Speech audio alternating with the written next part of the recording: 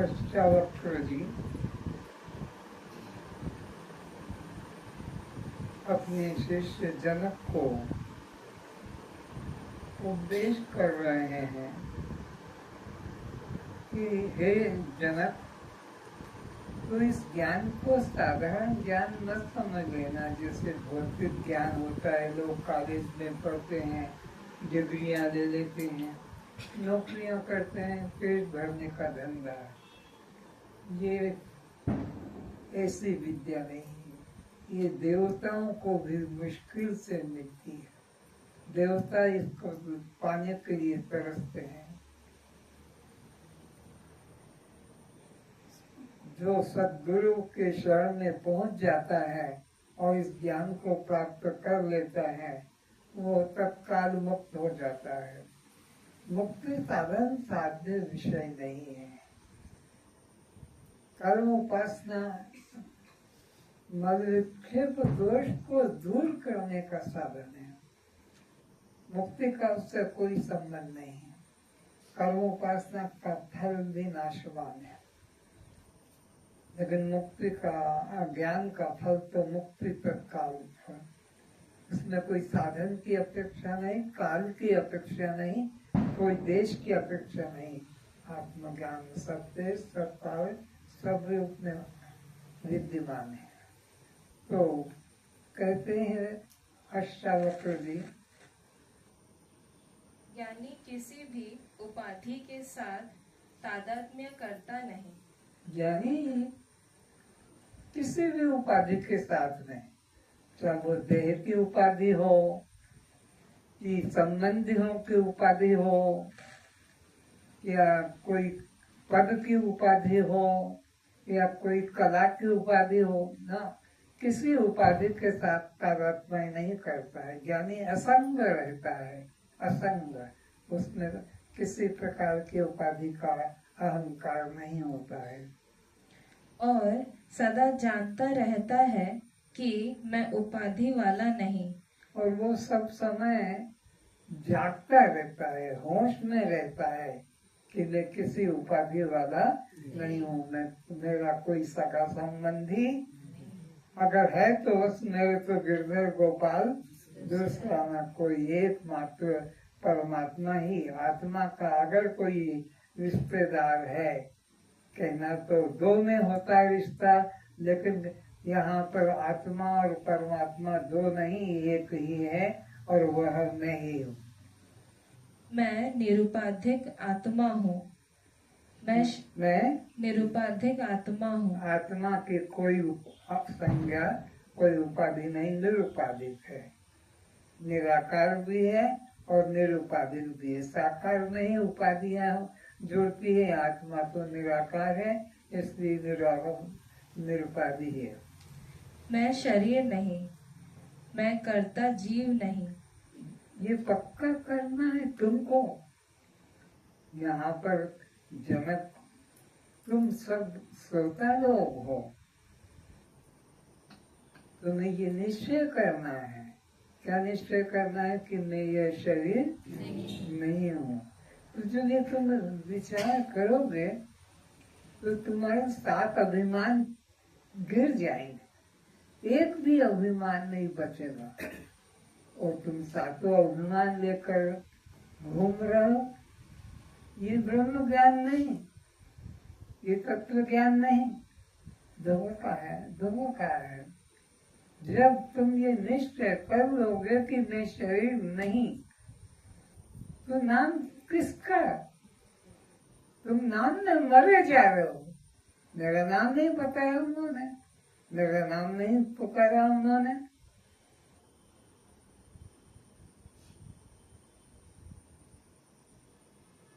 जाति अहंकार लेकर चलो, मेरी जाति को नीच कह दिया। मेरी जाति तो सबसे ऊंची है। अंदर ये घुसा बैठा है, ऊपर से मैं दृष्टा शक्ति आत्मा, कुछ बात नहीं। धोखा है, धोखा है ये सत्संग नहीं। शब्दों को दोहराते रहना नहीं। मन से निश्चय हो जाए कि मैं शरीर नहीं, तो नाम मेरा नहीं, रूप भी मेरा नहीं। मेरे को कलूटा कह दिया, कलूटी कह दिया।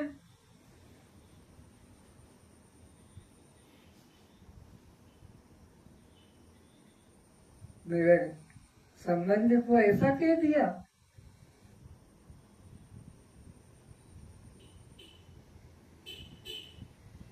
तो अगर ये सब तुम्हारे अंदर बैठा है तो तुमने अभी अपने को निश्चय करके रखा है कि मैं शरीर हूँ, मैं आत्मा हूँ, ये निश्चय हो जाए और मैं शरीर नहीं हूँ तो सात चिंता छू नहीं सकती।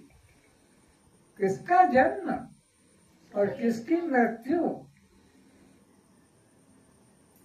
आगे, मैं करता जीव नहीं, मैं करता देह भी नहीं मैं, और मैं करता जीव भी नहीं। तो पुण्य पाप भी मुझे छू नहीं सकता, क्योंकि कर्ता जो बनेगा उसी को शुभ अशुभ दो कर्म दिखेंगे और उसमें अभिमान करने से पुण्य पाप, और पुण्य पाप से ही स्वर्ग और नरक की यात्रा करना पड़ती है और उसी को पुनर्जन्म लेना पड़ता है। जब में देह नहीं तो पुनर्जन्म कहाँ, स्वर्ग नरक कहाँ, कर्ता में कहाँ, भोक्ता में कहाँ। ये सब मिट जाना चाहिए, धुल जाना चाहिए। जिसे कपड़े में कहीं गंदगी लग जाए तो हम उसको रगड़ रगड़ के साफ कर देते हैं, बर्तन को मांजते हैं, शरीर को भी साबुन लगा के रगड़ते हैं, सर को भी कहीं मैला गंदा रह ना जाए। तुमको भी इसी तरह खोज खोज कर ये सातों को निकाल देना है। नाम, रूप, जाति, आश्रम, संबंध और परिणाम और जन्म, और ये तुमको कचरा मैल समझ के निकाल देना है। इसी का अभ्यास करो और कोई जप करने की जरूरत नहीं, कि कोई ध्यान करने की जरूरत नहीं। ये जो अनात्मा में तादात्म्य बुद्धि हो गई है, इससे छोड़ना है। मैं बद्ध नहीं, ऐसा अहंकार शून्य व्यक्ति ही मोक्ष को प्राप्त करता है। तो अहंकार शून्य, अहंकार हमेशा पर से होता है, पर की उपाधि से हम अपने को अहंकारी बना लेते हैं। लेकिन मैं तो अहंकार शून्य हूँ, मेरा कोई अहंकार किसी वस्तु से नहीं, केवल साक्षी मात्र हूँ, केवल दृष्टा मात्र हूँ। मैं शरीर नहीं और शरीर के साथों उपाधि भी मेरी उपाधि नहीं। जो अज्ञानी आत्मा के अतिरिक्त अन्य किसी प्रकार देव उपासना का अभिमान करता है, अगर कोई व्यक्ति वेदांत क्लास में आकर भी दृष्टा साक्षी आत्मा का उपदेश सुनकर भी अन्य किसी योग, जप, तप, ध्यान, समाधि का अभिमान करता है तो वह ज्ञानी नहीं, और उसका मोक्ष भी अन्य किसी विद्या में, अन्य किसी साधन में निष्ठा रखता है तो यह द्वैत में फंसा मुक्ति नहीं पा सकेगा। वो अहंकारी सदा बंधन को प्राप्त करता है। वो अहंकारी है और वह दुर्गति को ही प्राप्त करेगा। स्वयं अज्ञानी होते हुए भी अपने को ज्ञानी मानता है। दो चार शब्द रच लिए इधर उधर के, एक दो भजन रच लिए, एक दो वेदांत के, और अपने को बड़ा वेदांती मानता है कि मेरे जैसा कोई वेदांती नहीं। वो अभिमान उसको गिराएगा। आत्मा के लिए कोई भी प्रकार का अभिमान नहीं रहता है, क्योंकि आत्मा अकेला है। और अभिमान के लिए दो चाहिए, किसी का अभिमान और किसी को दिखाना है तो उसके लिए भी दो चाहिए। अगर कोई नहीं तो तुमको किसको कपड़े सजा के और निकलना है। तुम्हारी बुद्धि में दोष क्या है, इसलिए तो तुम अपने को सजाते हो। जो स्वयं किसी का शिष्यत्व ग्रहण न कर हजारों लाखों शिष्यों का गुरु बन बैठा है, फिर से जो स्वयं किसी का शिष्यत्व ग्रहण न कर हजारों लाखों शिष्यों का गुरु बन बैठा है, जो खुद तो किसी का शिष्य बनना पसंद नहीं, अज्ञान होते हुए भी अपने को जगत गुरु बनाकर बैठ गया है, हजारों लाखों शिष्यों का गुरु बन के बैठ गया और स्वयं अपने को किसी का शिष्य नहीं बनाता है, तो यह अभिमानी का कल्याण नहीं होगा।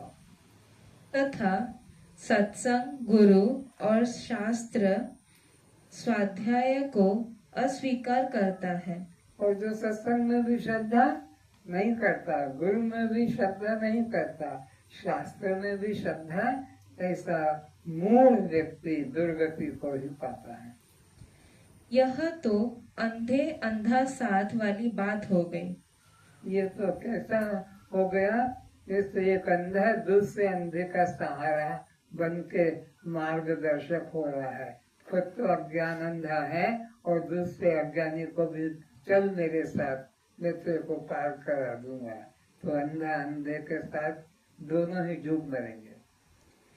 ऐसा मिथ्याचारी कभी भी अपने लक्ष्य को प्राप्त नहीं कर सकेगा। तो ऐसा जो अहंकारी है, ऐसा मूल व्यक्ति कभी भी कल्याण को प्राप्त नहीं कर सकेगा।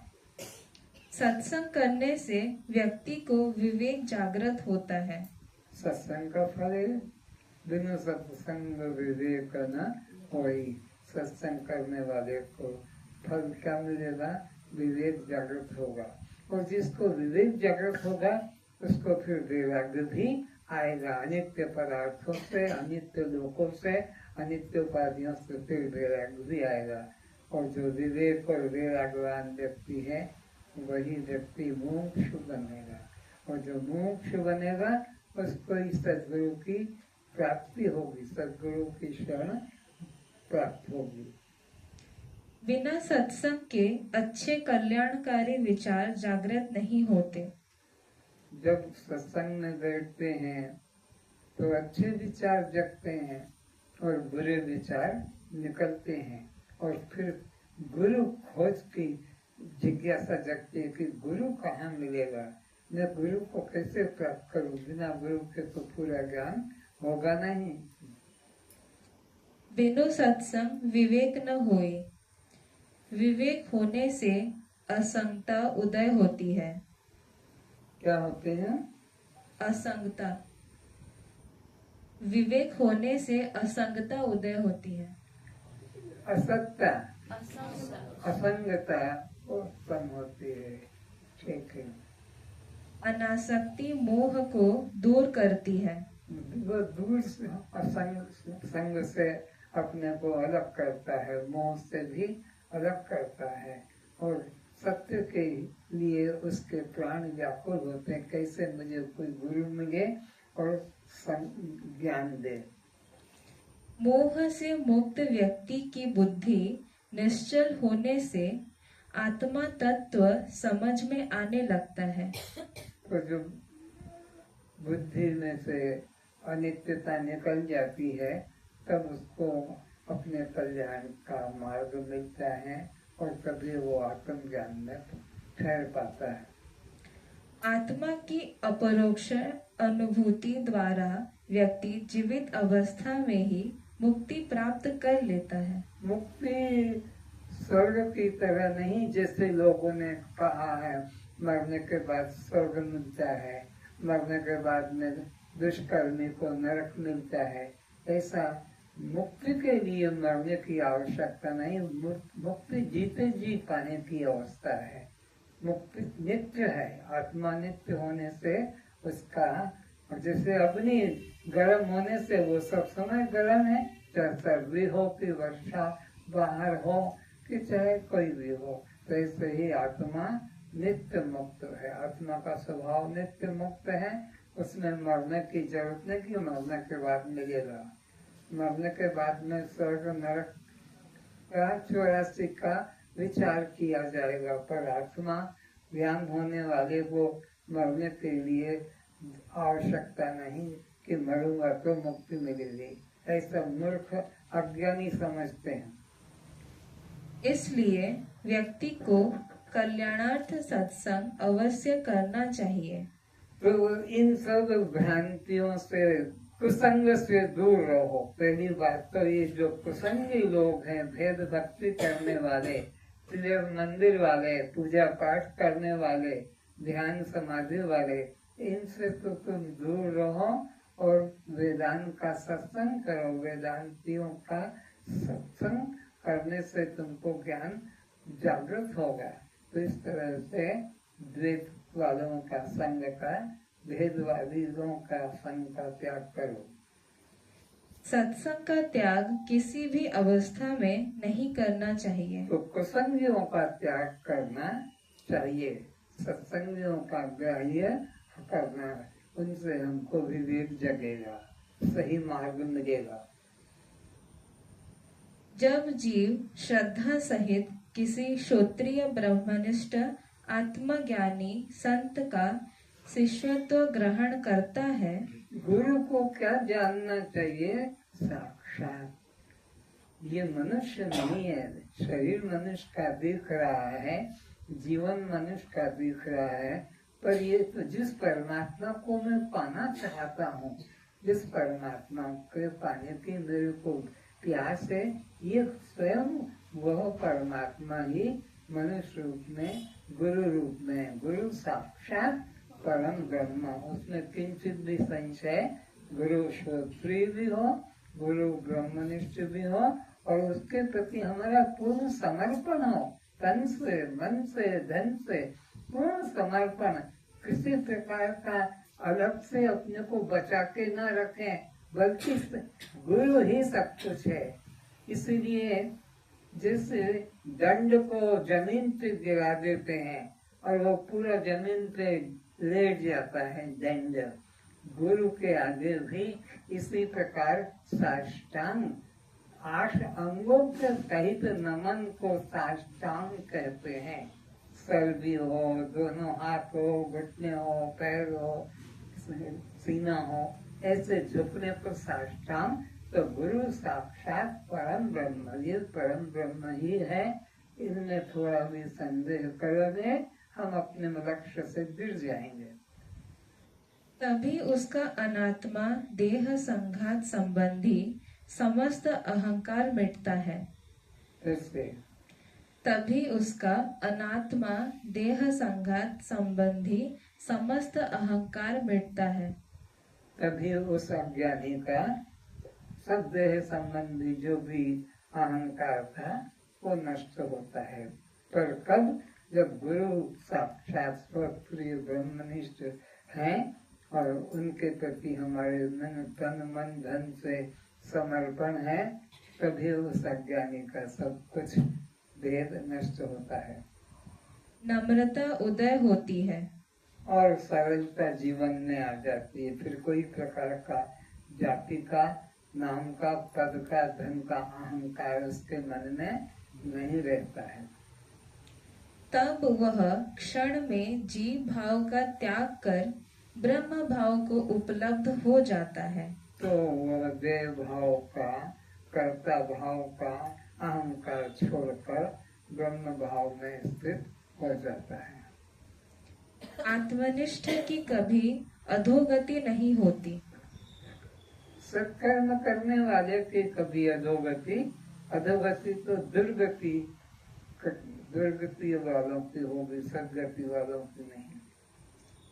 उस पुरुष का न तो इस लोक में नाश होता है न परलोक में, क्योंकि हे आत्मन, आत्म उद्धार के लिए कर्म करने वाला कोई भी मनुष्य दुर्गति को प्राप्त नहीं होता है।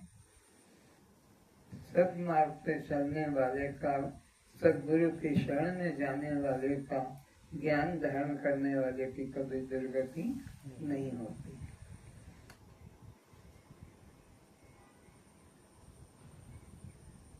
क्या करना चाहिए और क्या नहीं करना चाहिए, ये कब आएगा? कोई सदगुरु के शरण में जाओगे तभी तुमको पता लगेगा कि क्या करने से बंधन है और क्या करने से मुक्ति है। ये तो सद्गुरु की शरण में जाने से ही विवेक जगेगा। क्या करना चाहिए और क्या नहीं करना चाहिए, यह निश्चय कभी किसी अज्ञानी का शांत होते नहीं देखा।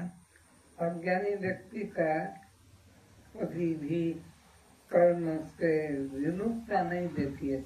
ये कर रहा हूँ, वो कर रहा हूँ, ये करूँगा, वो करूँगा, इसी तरह वो कर्म में लगा रहता है। पर जो तत्वदर्शी है वो कर्म से, साधना से उपराम हो जाता है, वैराग्य हो जाता है। इस प्रकार निश्चित न जानकर इस संसार से उदासीन हो अवृत्ति रहो। इस प्रकार निश्चित न जानकर इस संसार से उदासीन हो अवृत्ति रहो। इस करने न करने के आग्रह का मन से त्याग करना अवृत्ति रहना है। फिर से पढ़ो। इस प्रकार निश्चित न जानकर इस न जानकर अब क्या करना चाहिए, क्या नहीं करना चाहिए, इस प्रकार निश्चित रूप से जानकर ही सत्मार्ग को धारण करना चाहिए। और ऐसे ही मूर्ख लोगों के पीछे पीछे वो कर रहा, मैं भी कर रहा हूँ, वो जा रहा, मैं भी जा रहा हूँ, इस तरह से नहीं करना चाहिए। निश्चित करके सद्गुरु के द्वारा क्या कर्तव्य है मुक्ति के लिए और क्या कर्तव्य नहीं, ये निश्चित जानकर ही उस पर चलना चाहिए।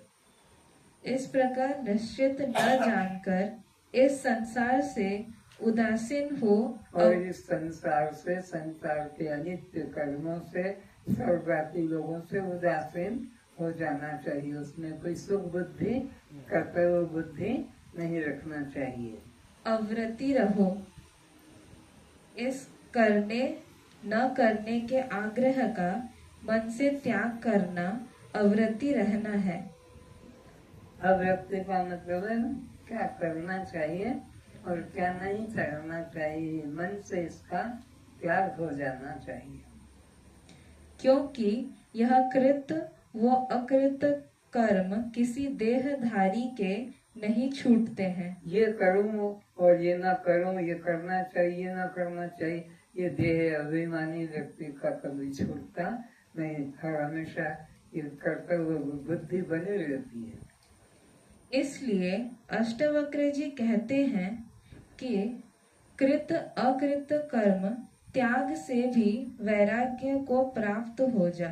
फिर इसलिए अष्टवक्र जी कहते हैं कि कृत अकृत कर्म त्याग से भी, कृत और अकृत कर्म त्याग से भी वैराग्य को प्राप्त हो जा।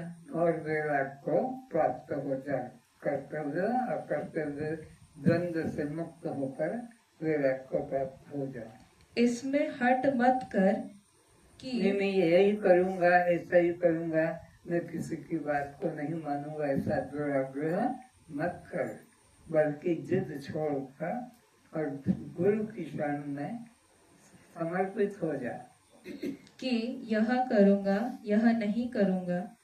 श्री कृष्ण अर्जुन को भी यह बात समझाते हैं। सभी प्राणी अर्थात शरीर धारण करने वाले अपने स्वभाव के परवश हुए कर्म करते हैं। अज्ञानी लोग जो है वो कर्म में आसक्त होकर कर्म करते हैं। ज्ञानवान भी अपनी प्रकृति के अनुसार चेष्टा करता है। और ज्ञानवान सद्गुरु के उपदेश के अनुसार ही चेष्टा करता है। ज्ञानवान की अपनी कोई खुद की स्वतंत्र बुद्धि नहीं रहती है। गुरु ने जैसा जैसा सिखाया है वैसा ही वैसा वो स्वीकार करता है। फिर इस कृत और अकृत कर्म में किसी का भी हट क्या करेगा? फिर इस कृत इसमें फिर इस फिर इस कृत अकृत कर्म में किसी का भी हट क्या करेगा कि मैं ऐसा नहीं करूंगा या ऐसा नहीं होने दूंगा या ऐसा ही करूंगा। तो जैसा सदगुरु ने उपदेश दिया है, ज्ञान दिया है, उसी में निष्ठा करता है और मैं ऐसा करूंगा और ऐसा नहीं करूंगा ऐसा मताग्रह नहीं रखता है। अतः जो स्वतः प्राप्त हो उसे विवेक से साक्षी भाव में स्थित रहकर, और जो स्वतः प्राप्त होता है बिना चेष्टा के जो प्राप्त होता है उसमें भी साक्षी भाव में स्थित रहकर उसका ग्रहण करें। साक्षी भाव में स्थित रहकर भोगों एवं अपने को केवल दृष्टा मात्र जाने। अस्तु कृत अकृत के हट को त्याग कर अवृत्ति रहना ही श्रेयकर है। अस्तु कृत और अकृत के कृत और अकृत, करना और नहीं करना, इसमें के हट को त्याग कर अवृत्ति रहना ही श्रेयकर और है। कोई वृत्ति अपने मन में न रखे, अवृत्ति रखना, उदासीन साक्षी भाव में रहना चाहिए।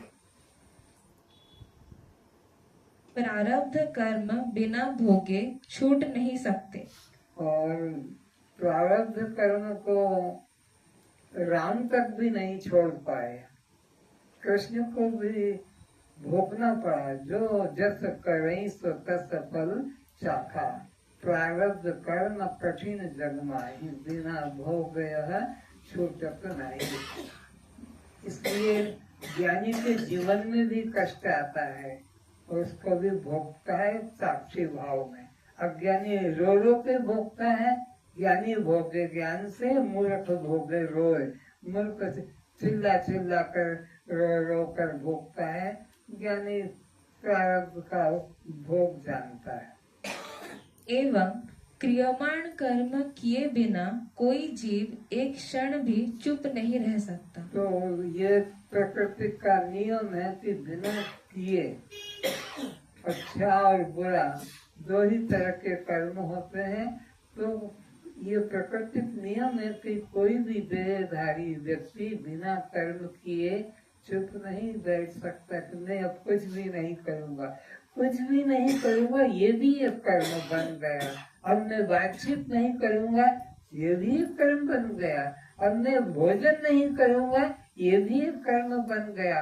इत्यादि कोई भी व्यक्ति देहधारी बिना कर्म किए रह नहीं सकता। इन दोनों कर्मों के लिए कुछ कर नहीं सकते।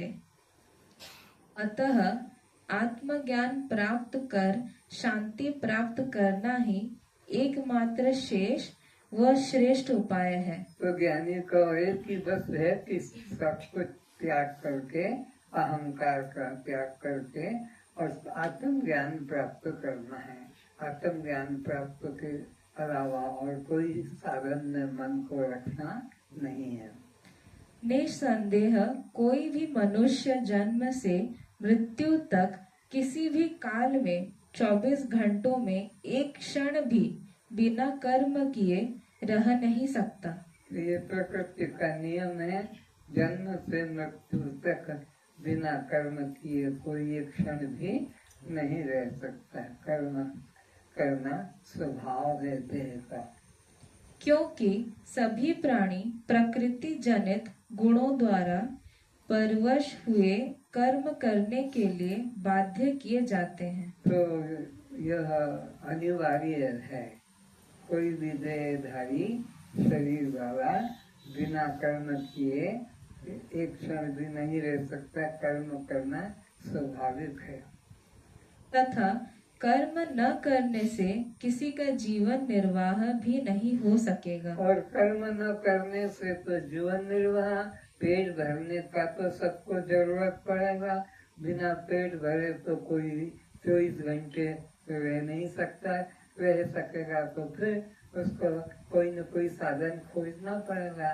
तो बिना कर्म किए कोई रह नहीं सकता। और कर्म प्रकृति जन्य शरीर से होता ही रहेगा। इसलिए भोजन, शयन, जागरण मलमूत्र त्याग आदि कर्म प्रत्येक प्राणी के लिए अनिवार्य। कौन व्यक्ति है जो कहेगा मैं मूत्र त्याग नहीं करूंगा, अब मैं आज से मल त्याग नहीं करूंगा, कि आज से मैं भोजन नहीं करूंगा, कि शयन, ऐसा कोई व्यक्ति पृथ्वी पर नहीं है। सब प्रकृति के अधीन है, उन्हें शयन भी करना पड़ेगा, उसे अपना जागृत होकर मल मूत्र का त्याग भी करना होगा, पेट भरने के लिए कुछ साधन भी करना होगा। बिना कर्म किए देहधारी रह नहीं सकता। एवं निश्चित ही कर्तव्य रूप है। बाहर से मौन रख ले, वाणी से बोले या न बोले, शरीर से करें या न करें, सब कर्म हो रहे हैं। सबके कर्म हो रहे हैं, चाहे वो मुंह से कहे या न कहे। क्योंकि भीतर निरंतर विचारधारा चलती रहती है। भीतर अंदर क्या चलती रहती है? विचारधारा। विचारधारा। तुम चुपचाप देख रहे हो कि एक बाबा बिल्कुल आंखें बंद करके बैठा है, कुछ नहीं बोल रहा है, या खाट पे पड़ा है, कुछ नहीं बोल रहा है, लेकिन अंदर तो विचारधारा कर्तव्य की, अच्छे और बुरे की, करने न करने की चलती रहती है। पूर्व जन्मों के जो संचित कर्म फल देने को प्रस्तुत हो चुके हैं, पहले जन्म के जीव के, प्रत्येक जीव के 3 कर्म निश्चित है, संचित कर्म, प्रारब्ध कर्म और क्रियमान कर्म।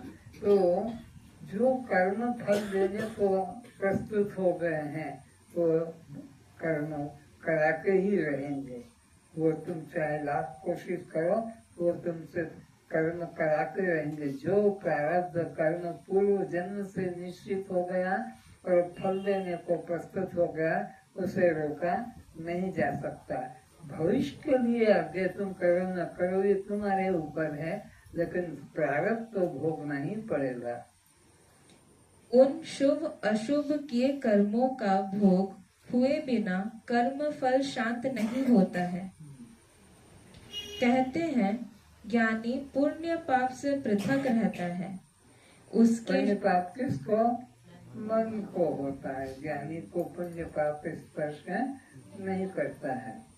उसके शुभ कर्म का फल उसके सेवक भोगते हैं। ज्ञानी के जो शिष्य होते हैं, शुभ कर्म भी ज्ञानी नहीं भोगता है और अशुभ कर्म भी ज्ञानी नहीं भोगता है।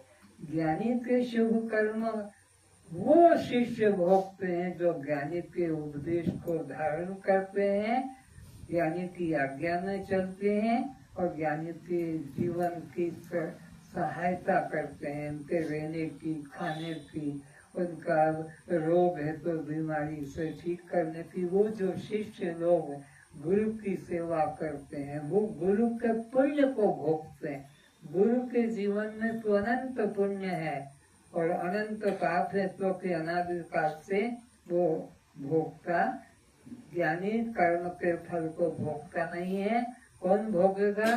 जो ज्ञानी की निंदा करते हैं, ज्ञानी में दोष दर्शन करते हैं, ज्ञानी के मार्ग में कुछ रुकावट पैदा करते हैं, वे लोग ज्ञानी के पाप कर्मों का फल भोगते हैं। एवं अशुभ कर्म उससे अश्रद्धा, शत्रुता, निंदा करने वाले भोगते हैं। अतः जो स्वाभाविक रूप से प्राप्त हो रहा है, उसको प्राणी स्वीकार करके बिना तिरस्कार किए जीवन को व्यतीत होने दें। सुख दुख एक सिक्के के 2 रूप हैं। किसी एक को पकड़ने से दूसरा भी उसके साथ होने से उसे भोगना ही पड़ेगा। सुख दुख एक ही सिक्के के 2 पहलू हैं। तुम एक कोई भी स्वीकार करो, दूसरा के साथ अपने आप आ जाएगा, वो भोगना ही पड़ेगा। व्रत लेकर, कसम खाकर, गीता, रामायण, वेद, पुराण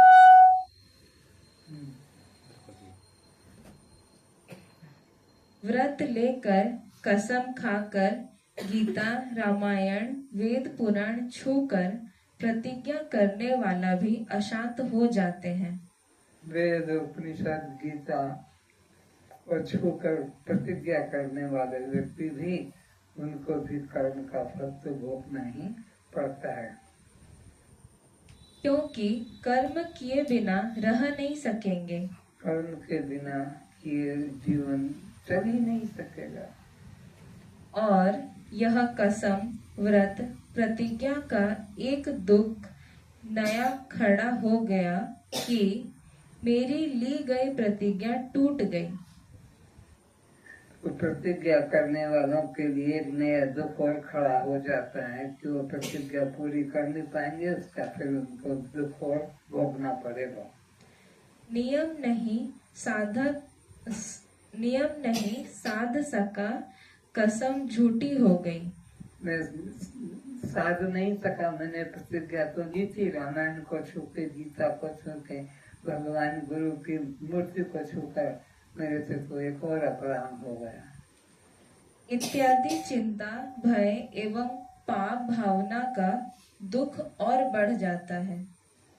तो चिंता और बढ़ गई, दुख और बढ़ गया, क्योंकि उसकी प्रतिज्ञा पूरी ना हो पाई। इसलिए ज्ञानी कोई प्रतिज्ञा नहीं करता है, क्योंकि जो प्रतिज्ञा करता है पूरी नहीं हो पाएगी तो उसके लिए एक और दुख नया खड़ा हो जाएगा। अतः स्वाभाविक रूप से जो हो रहा है उसे स्वीकार करना एवं अनाग्रह पूर्वक हट छोड़कर जीवन को जीना चाहिए।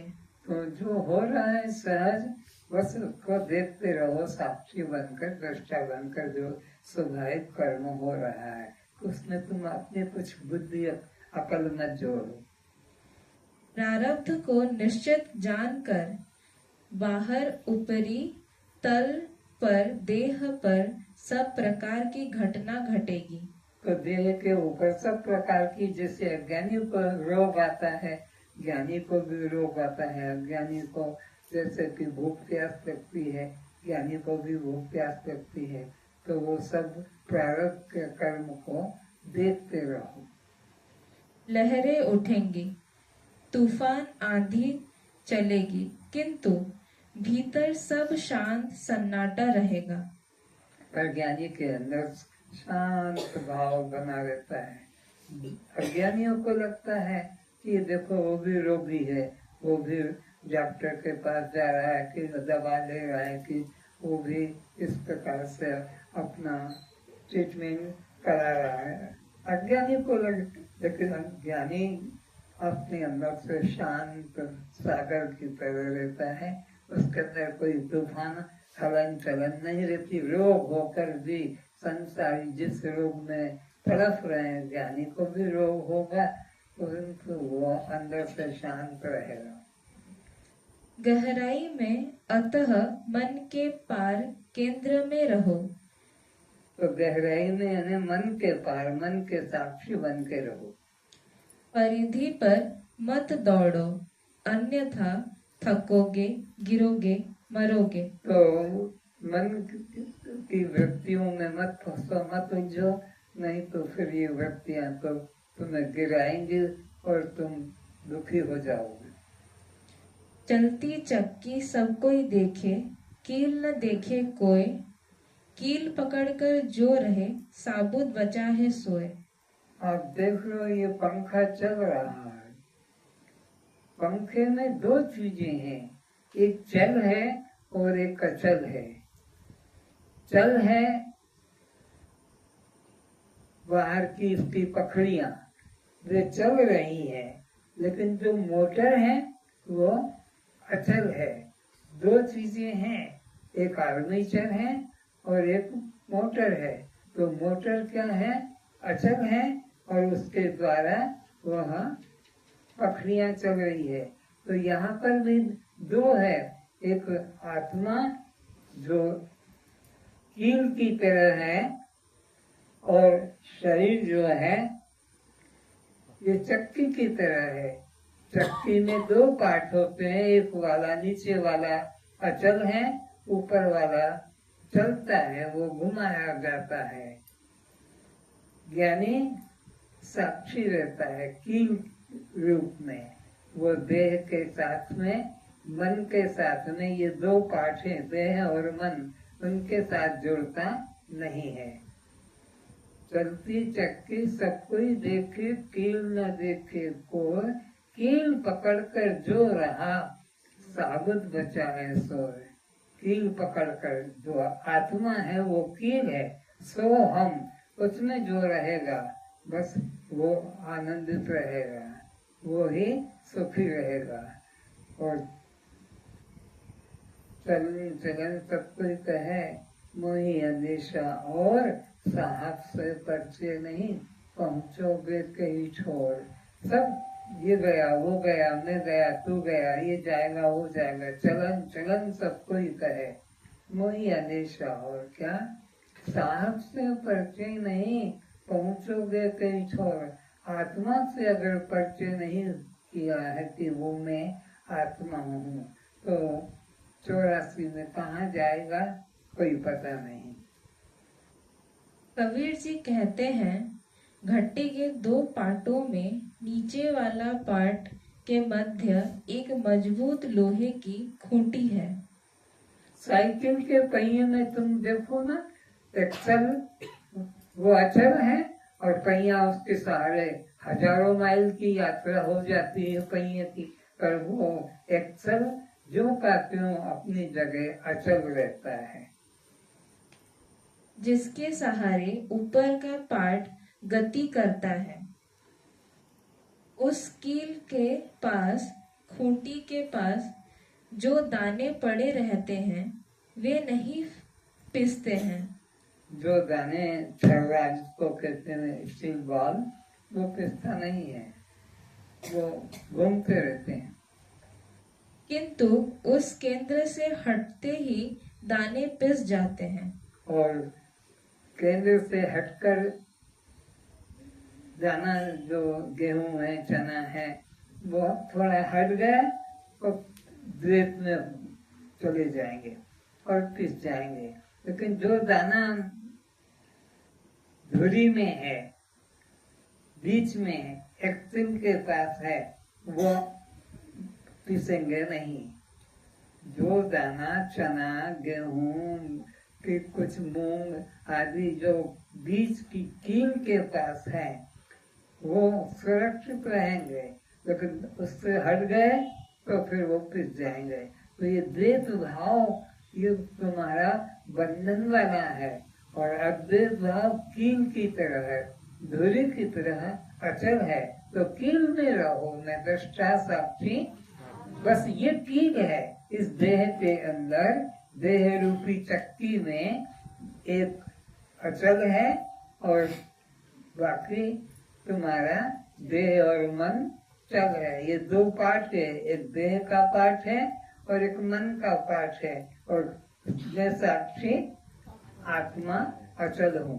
तो जो साक्षी आत्मा भाव में है वो अमर अमर है, अमृत को पाता है, और जो देह भाव में कर्ता भाव में है वो बंधन को पाता है।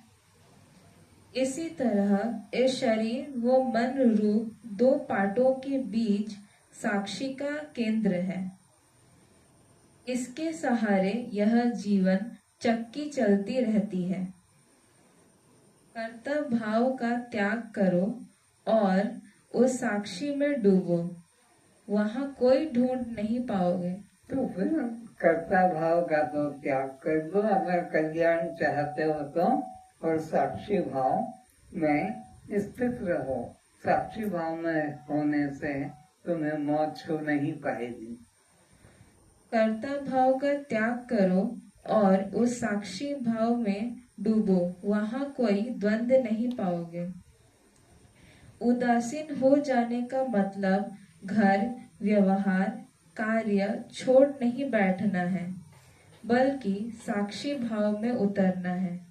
तो साक्षी भाव में आने का मतलब नौकरी छोड़ना, घर छोड़ना, पत्नी बच्चे छोड़ना, या काम छोड़ना नहीं, बल्कि कर्ता भाव से हटकर दृष्टा भाव में बैठ जाना है।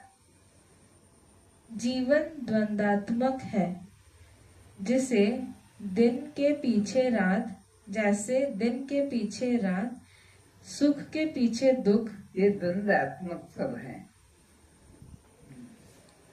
श्वास का बारंबार बाहर भीतर होना, सबको जीवन निर्वाह के लिए दी गई, सबको जीवन निर्वाह के लिए दो की जरूरत है, सर्दी गर्मी, थकावट विश्राम, अपना पराया।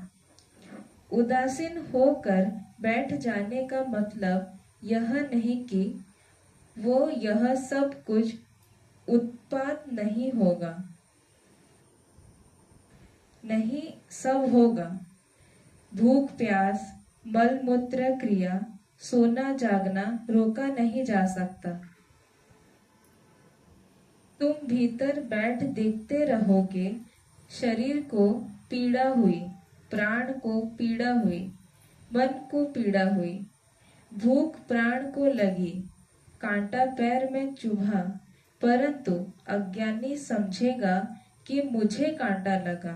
अज्ञानी के जीवन में जो कर्म होता है, ज्ञानी के जीवन में भी वही कर्म होता है। लेकिन अज्ञानी को लगता है कि मेरे को कांटा लगा, मेरे को भूख लगी, मेरे को दुख हो रहा है। ज्ञानी जानता है कि ये देह के धर्म है, प्राण के धर्म है, इंद्रियों के धर्म है, मन के धर्म है, बुद्धि के धर्म है। मैं तो देह से न्यारा, प्राण से न्यारा, कर्मेंद्रियों से न्यारा, ज्ञानेंद्रियों से न्यारा, अंतःकरण की वृत्तियों से भी न्यारा, केवल साक्षी मात्र है। वो साक्षी भाव में अचल रहता है। ज्ञानी समझेगा कि मुझे कांटा लगा, पीड़ा मुझे हुई, किंतु ऐसा ज्ञानी नहीं समझता। ज्ञानी अज्ञानी की तरह अपने को नहीं समझता। ज्ञानी हर क्रिया को अपने ऊपर लेता है, ज्ञानी हर क्रिया को दृष्टि में डालता है और अपने को दृष्टा भाव में अचल रखता है। वह तो जानता है कि यह सब मन के धर्म है, शरीर के धर्म है। कौन जानता है? ज्ञानी जानता है। क्या जानता है? जो रोग आया है, जो मान आया है, भूख प्यास आई है, जो अपमान आया है, जो दुख आया है, ये सब देह के, जीव के, अंतःकरण के। मैं तो इस देह से, इंद्रियों से और अंतःकरण से न्यारा हूँ। सबके शरीर की मृत्यु होगी, किंतु अज्ञानी समझता है कि मैं मरूंगा, जबकि ज्ञानी जानता है कि मैं साक्षी रहूंगा।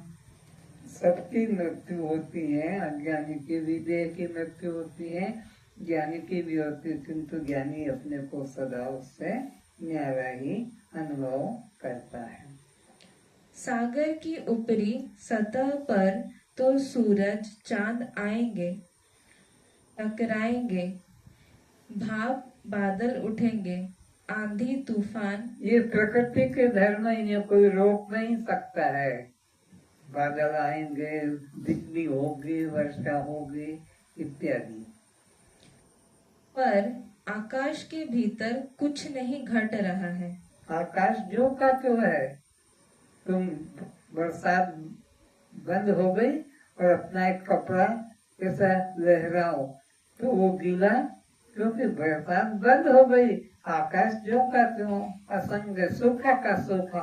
आकाश में थोड़ा भी गीलापन नहीं है। इसी तरह तुम्हारे भीतर भी वह जगह खोज लो जहाँ यह एक जैसे आकाश में कुछ भी वर्षा का प्रभाव असर नहीं होता, ऐसे अपने अंदर भी वो जगह खोज लो जहाँ पर प्रकृति का कोई धर्म छूता नहीं, जहाँ यह द्वैत की लहर न पहुँच सके। शरीर के तल पर तो बड़े बड़े प्रतिष्ठा प्राप्त संत महात्मा अवधूतों को भी भयंकर यातना भोगना पड़ी। रमन महर्षि को कैंसर, बड़े बड़े जो संत नामी संत हो गए हैं उनको भी प्रकृति जन्य दुख तो भोगना पड़े। किसी को कैंसर हुआ, किसी को हार्ट अटैक हुआ, तो किसी को कोई एक्सीडेंट में छत से गिर गया इत्यादि। रामकृष्ण परमहंस को कैंसर, श्रीरंग अवधूत को भगंदर, अखंडानंद जी वृंदावन को कैंसर, चिन्मयानंद को हार्ट अटैक, शुक्रात मीरा को जहर, शंकराचार्य दयानंद जिस्म को मारा गया गुप्त या प्रकट रूप से, गांधी, इंदिरा, राजीव, सुभाष आदि को गोली से, श्री कृष्ण को तीर से। इस प्रकार यह निश्चित सिद्धांत जानकर कि प्रारब्ध सब प्राणियों को अवश्य भोगना पड़ता है, नूतन कर्म करने में जीव की स्वतंत्रता है, किंतु उस किए कर्म का प्रारब्ध भोगना तो अनिवार्य है। तो ज्ञानी व्यक्ति के जो कर्म होते हैं उससे जो प्रारब्ध बनता है वो भोगना ही पड़ता है। और जितने महापुरुषों के नाम बताए सबके साथ ये प्रकृति की दुर्घटना हुई, किसी को हार्ट अटैक हुआ, किसी को कैंसर हुआ, किसी को डायबिटीज हुआ, कोई किस प्रकार से रोग से मरे, कोई किस प्रकार से, तो वो सबको भोगना पड़ता। पर ये भोग होने पर भी ज्ञानी अपने को साक्षी करके जानता है, अज्ञानी देह के साथ क्रिया को अपनी क्रिया मानकर दुखी होता है। वह तुम्हारी इच्छा पर निर्भर नहीं करता है कि आप चाहे तो भोगे, न चाहे तो न भोगे, ऐसा नहीं हो सकेगा। ज्ञानी को भी प्रारब्ध कर्म भोगना ही पड़ता है, अज्ञानी को भी भोगना पड़ता है। पर ऐसा नहीं कि ज्ञानी नहीं चाहेगा तो उसको नहीं भोगेगा, भोगना तो पड़ता है। प्रारब्ध कर्म कठिन जग माही, बिना भोग यह छूटत नहीं। आज इतना ही।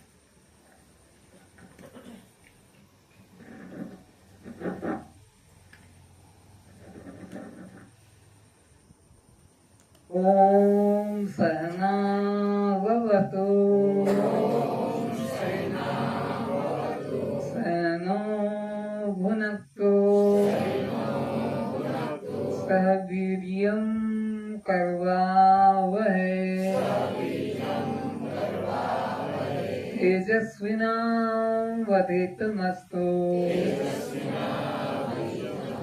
मा विद्विषावहै। ओम शांति शांति शांति।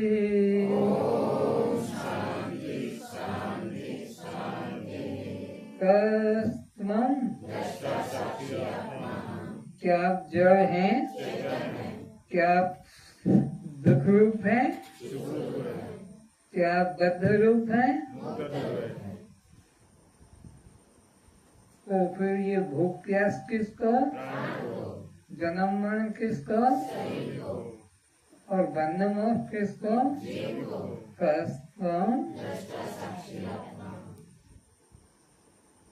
जब मैं चलती हूँ, जब मैं देखती हूँ, जब मैं बोलती हूँ, जब मैं सुनती हूँ, जब मैं काम करती हूँ, जब मैं खाती हूँ, जब मैं पीती हूँ, जब मैं सोती हूँ, जब मैं उठती हूँ, कस्त्वं।